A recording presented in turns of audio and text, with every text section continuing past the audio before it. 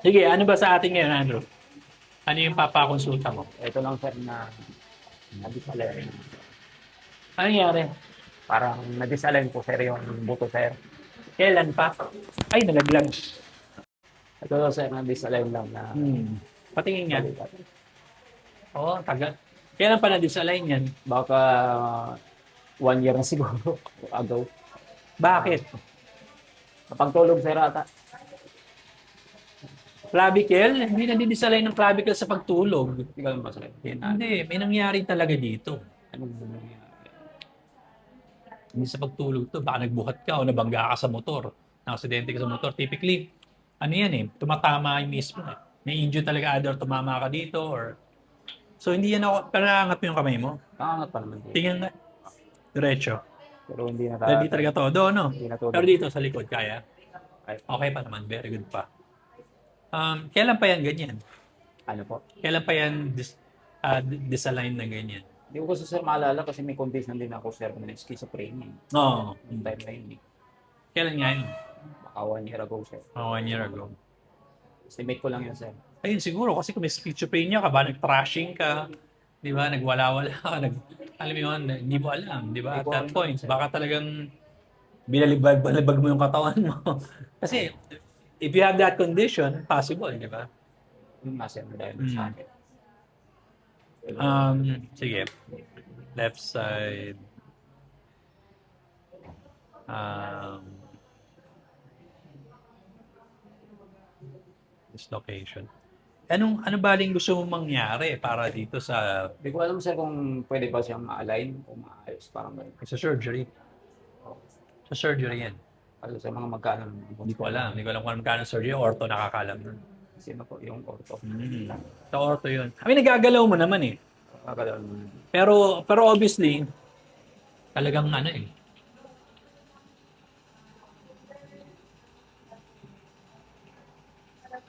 Kaya tingnan natin. Umakyat talaga siya, no?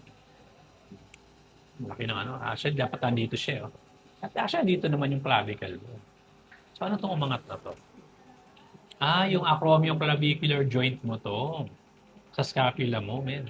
Ito mismo buto na to, meron siyang tip dito. Umakyat sa'yo. Umakyat. Umakyat itong, napansin mo, may winging ka dito. Sakit ba? Hindi naman. Hindi naman sir. Parang normal lang. So, nag-winging na yung scapula mo. So, hindi siya clavicular dislocation. Yung scapula mo umakyat. Umakyat. Umakyat, nag-slip siya pataas. So, hindi siya talaga dislocation. Siguro talagang, ano ba, lack of better word, na misalign. Di ba? It's hard to, it's hard to pinpoint eh, kung na-disalign ba talaga. Pero hindi siya dislocation. Definitely hindi siya dislocation. Kala ko kasi yung clavicle eh, pero upon looking at it, upon palpation, yung mismong AC joint mo, yung joint na tip dito, umangat siya. Umangat siyang ganun sa likod.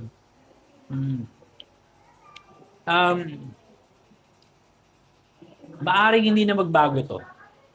Maaring hindi na magbago yan. At kung ite-therapy yan, matagalan. Matagalan. At baka mag-fail din.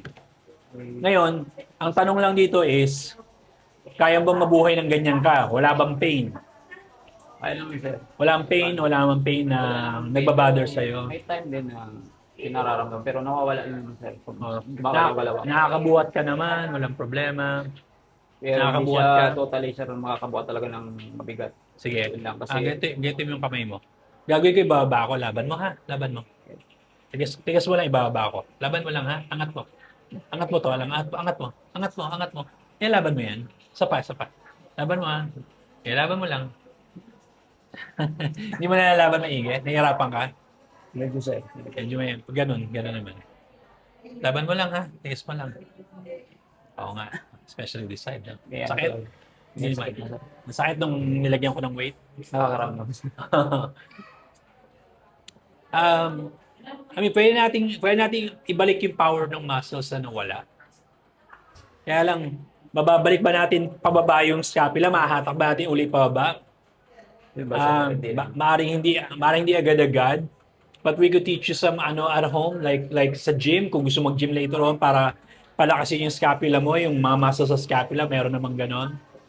Pero sa therapy itself, mababago ba yung malformation o yung pagkakaangat ng scapula? I don't think mababago namin. Pero mababalik namin yung mga muscles na hindi nagtatrabaho ngayon. Kasi later on, magiging source siya ng pagkaipit ng ugat. Pag naging source ng pag-iipit ng ugat, lalong hihina to. Tapos parang napopolio yung muscle na lumiliit.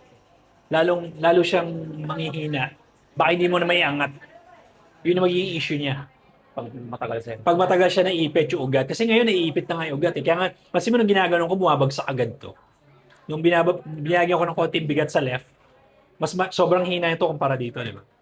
I mean, given na payat ka talaga, pero pansin mo, ibang muscles mo dito, payat na rin kumpara dito. Mas may laman pa eh. Ito may laman pa kahit pa paano both sides eh. Kapag dating dito, numipis, di ba? Ito, numipis. Di ba? Yung upper trapezius mo, manipis siya. So, pwedeng obserbahan muna. Nasa iyo yun. Pero kung gusto mo i-treat na namin, pwede namin i-treat. Pero kung ang goal is, gusto ko mabalik yung dating forma nito, baka hindi mangyari. Ayun pala sir. Yun yung honest ko. Yun yung honest assessment ko. Yun na naman kaya ako napunta dito paano lang kung sakaling pwede pang mabalik para. Siguro ang mga advice ko sa iyo is kung hindi mo muna papa-therapy sa amin, mag dumbbell workouts ka. Kahit yung mga back exercises lang. Yung mga hatak, yung mga ganon, yung mga ganito, right? Puro syempre na ganito, naka-bend ka forwards. Kasi ang tinatarget natin yung likod eh. So palakasin mo yung mga likod na muscles mo. Anything about the back muscles, upper back muscles, na exercises like dumbbells, bands, should help. Kung hindi ka magpapatherapy dito at gusto mong gawin lang muna sa bahay nyo, yun siguro the best thing pwede mong gawin. Kasi given na hindi rin naman natin masagot kung mababalik natin, di ba? E di, kumbaga, self-workout muna sa bahay, tingnan natin kung ano mangyayari sa iba. Importante, may ginagawa ka. And at the same time, tama yung ginagawa mo kasi nakita ko naman kung ano yung kulang eh. So I do feel na a lot of back exercises, upper back exercises would help it. No? Yun siguro yung pinakaan natin. Ma-advise ko sa iyo at this point. Given na wala tayo talagang straight answer kung mababalik natin o hindi. Okay? Wala sir. Sige. Any other questions? May tanong ka pa ba? Wala na sa'yo lang naman. Okay, sige. Yun lang, kung hindi ka magpapatherapy dito, puro back exercises ko yun. Mga dumbbells, bands, yan. Okay? Sige, sir. Sige.